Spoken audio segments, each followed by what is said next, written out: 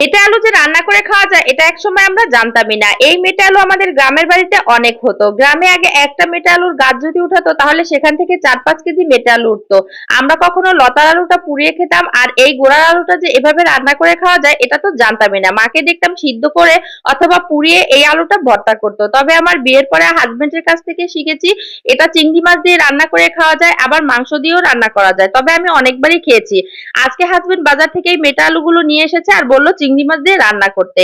তাই আজকে এভাবে করে ছিলে নিয়েছি। তারপরে একটু মোটা মোটা করে মেটে আলুগুলোকে কেটে নিতে হবে। মেটে আলুগুলো একটু নরম হয়, এগুলো গলে যায়, তাই একটু মোটা মোটা করে কেটে নিতে হয়। আমি সবগুলো মেটে আলু কিন্তু এভাবে মোটা মোটা করে কেটে এরপরে ধুয়ে নিয়েছি। এবার কড়াইতে পরিমাণ মতো পানি দিয়ে মেটে আলুগুলোকে একটু সিদ্ধ করে নিব, হালকা পরিমাণে ভাপ দিব, তারপরে আবার ভালো করে ছেঁকে নিব।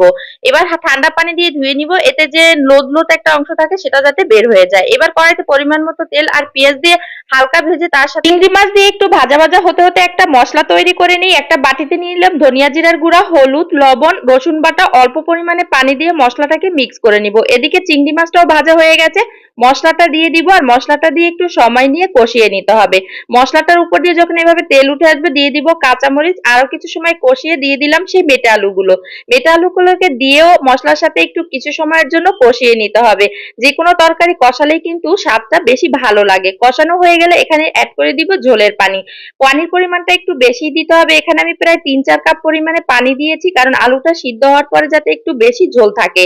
আলুটা কিন্তু সিদ্ধ হয়ে গেছে আর ঝোলের পরিমাণটা এমনই থাকবে। এই আলুটা ঠান্ডা হলে কিন্তু ঝোলটা একটু টেনে যাবে, তাই একটু ঝোলের পানিটা বেশি দিয়েছি আর রেখেছি। এভাবে রান্না করে খেতে দারুণ মজা।